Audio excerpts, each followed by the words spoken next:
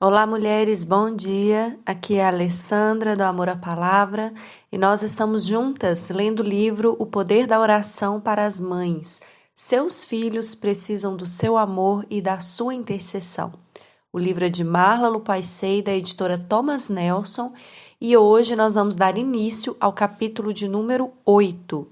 Seja persistente. A vida de oração é uma vida de diligência. Nada dado a Jesus é perdido.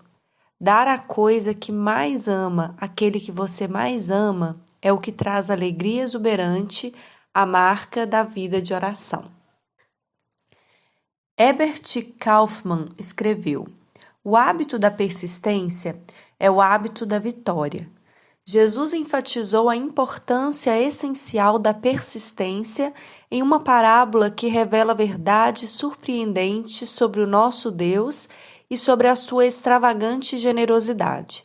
Essa história transformará a maneira como você vê Deus, como o seu Pai, e, como resultado disso, ele infundirá grande paixão e ousadia na sua vida de oração.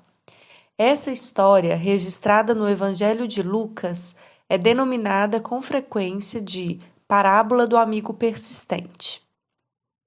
Jesus lhe disse: suponham que um de vocês tenha um amigo e que recorra a ele à meia-noite e diga: amigo, empreste-me 3 pães, porque um amigo meu chegou de viagem e não tenho nada para lhe oferecer.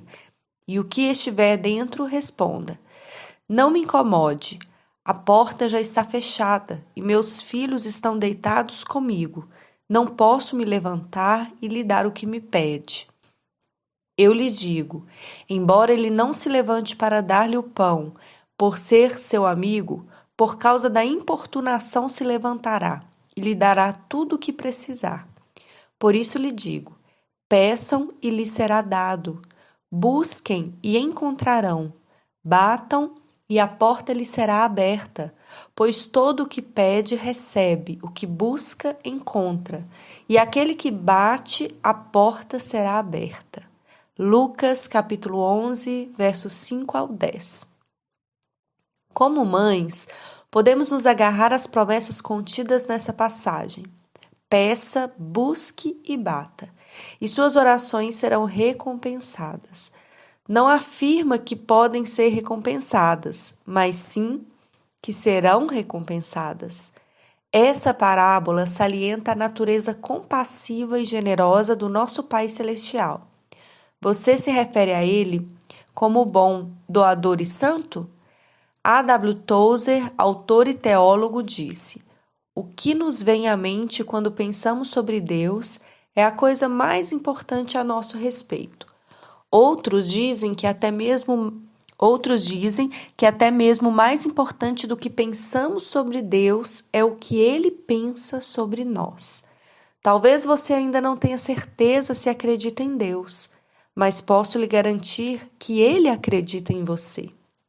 Um autor apontou algumas das verdades mais poderosas dessa parábola.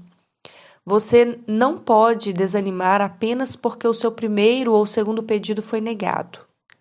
Tem de ser persistente. A palavra grega traduzida por persistente significa não ter vergonha, sugerindo se libertar do acanhamento que poderia impedir uma pessoa de pedir uma segunda vez. Bater a porta uma vez não indica perseverança, mas continuar a bater, sim.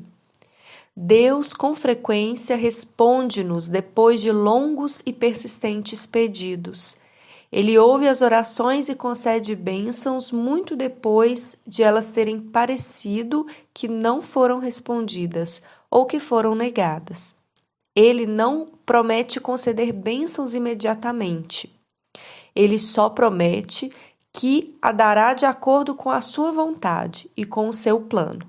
Embora ele prometa responder à oração do fiel, frequentemente exige que esperemos um longo tempo, a fim de testar a nossa fé. Ele pode deixar que perseveremos durante meses ou anos, até sermos completamente dependentes dele, até vermos que não há outra maneira de receber a bênção, e até estarmos preparados para recebê-la. Às vezes, não estamos preparados para receber uma bênção quando a pedimos pela primeira vez. Podemos estar muito orgulhosos ou não entender a nossa dependência do Senhor. Talvez não valorizaríamos a bênção ou então não é o momento certo para ela. Se o que pedimos é bom e está de acordo com a vontade de Deus, Ele dará isso no melhor momento possível. Talvez você tenha se voltado para este livro em razão de um coração partido por causa de um filho pródigo ou desobediente. Talvez tenha orado pelo seu filho ou pela sua filha adulta durante anos, mas as suas orações não pareciam fazer diferença. Ou seus filhos ainda vivem em casa e você está preocupada com as atitudes, os hábitos, as escolhas e as influências espirituais deles. Se esse for o caso, por favor, não desista. Deus responde: continue batendo. Minha amiga, oro diariamente por você. Enquanto você e eu continuamos a orar juntas e a fazer essa jornada ao longo desse livro, você conseguirá ainda mais estratégias para ajudá-la a interceder pelos seus filhos com mais poder, especificidade e eficácia. Permaneça fiel. Mesmo enquanto lê essas palavras, as suas orações derrubam barreiras espirituais e fortalezas na vida dos seus filhos. Agora, examinemos de novo essa parábola para descobrir alguns princípios de oração que precisamos conhecer como mães guerreiras de oração. Primeiro, podemos, como os que pedem por pão, nos aproximar confiantes de Deus como nosso amigo, não como um estranho. Temos um relacionamento íntimo com Ele, independentemente de ser meia-noite, meio-dia ou qualquer período entre esses horários, podemos levar as nossas necessidades e as necessidades dos nossos filhos para Ele e confiamos que nossas orações serão respondidas.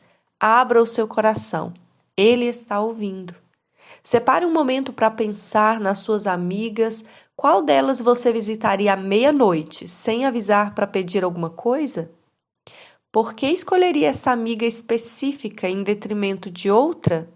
O mais provável é que você tenha grande fé no coração generoso e na atitude altruísta dela. No seu momento de necessidade, você só abordaria uma pessoa que conhecesse bem, que amasse e que responderia ao seu pedido. Isso também caracteriza Deus. Segundo, não pedimos pão para nós mesmas. Estamos provendo uma refeição para outra pessoa.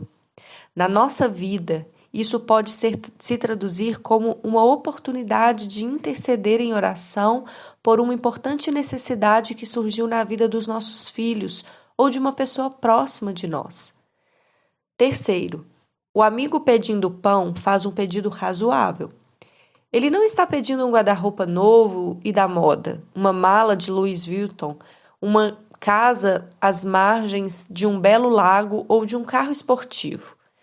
Ele pede a Deus para satisfazer uma necessidade real que ele não tinha previsto. As suas orações focam as necessidades verdadeiras ou apenas desejos. Quarto, continuamos a pedir com persistência, porque continuamos a pedir. Apesar de a resposta inicial do amigo representando Deus ter sido "não me incomode, a porta já está fechada", e eu e meus filhos já estamos deitados, não posso me levantar e lhe dar o que me pede? Continuamos a pedir porque sabemos que Ele nos ama, a natureza verdadeira dele é amor e Ele não pode negá-la.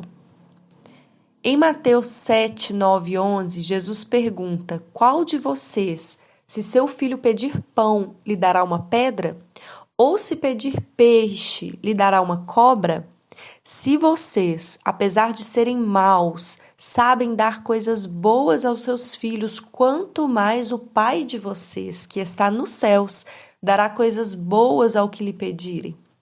Deus, por ser generoso e santo, quer nos dar boas dádivas. Mateus 5:48 declara: perfeito é o Pai celestial de vocês. Ele sabe o que é melhor para nós e para os nossos filhos. Embora nem sempre entendamos como ele opera, ele responde às nossas orações perfeitamente, de acordo com a sua própria vontade e no seu próprio tempo. Quinto, Deus responderá por causa da nossa audácia sem acanhamento e por causa da sua natureza generosa. Audácia sem acanhamento. Amo essa expressão. Grave-a na sua mente e no seu coração. Audácia sem acanhamento significa que você ora com grandiosidade e com perseverança. Audácia sem acanhamento significa que você não tem medo de fazer algum pedido a Deus, confiando totalmente que Ele lhe dará a melhor resposta possível de acordo com a sua vontade. Essa parábola é uma das mais mal entendidas da Bíblia, motivo pelo qual raramente a ouvimos ser pregadas nas igrejas aos domingos.